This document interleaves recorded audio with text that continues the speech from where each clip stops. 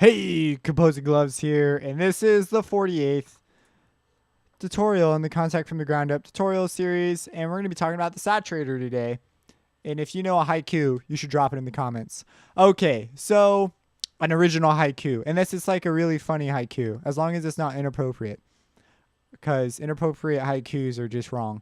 So we're going to be talking about the saturator today, and you know how I feel about general things like saturator or distortion. Like, it's so like general, and some guys is somewhere out there probably thinking and chuckling, saying, "Oh yeah, I'm saturating my sound, man, la la la." And that's not necessarily bad. Maybe they like the effect this does to their sound. However, I highly doubt this, because this is a module in Kontakt, and I don't know how many people who don't know what they're doing even touch anything back here. They're probably scared half to death of this. But anyways, we have this saturation, and these three modes actually have some explanations, I believe. So classic is the mode. Okay, so what this basically does is it's an amplifier, so it amplifies your sound, increases gain but it's non-linear. And what does linear mean? Well, they could be doing all sorts of weird curves at certain parts. It's basically an algorithm they have created, and it may do specific things. And you can look down here and see if you can get any other.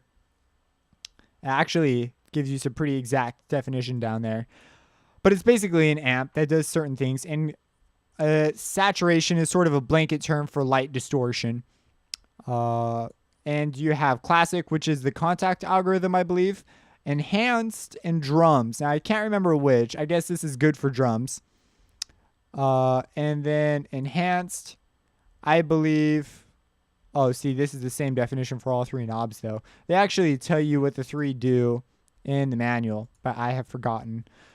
And one's the machine version. So if you own machine, you were to use a saturator, this would be the one. Apparently this is from machine, and then drums is, I guess, for drums. And the neat thing about it is, if I were to open up like a Harmer, and I were to open up some sort of an envelope, and let's say that this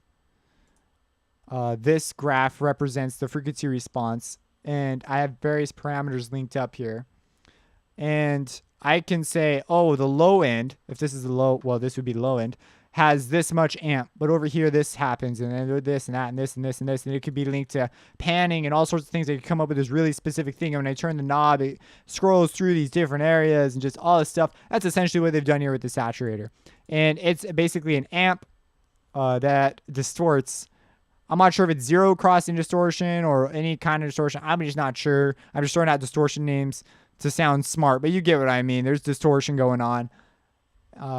So anyways, that's what's going on. You have an output, and that's pretty much all that goes on. So if we play our sound,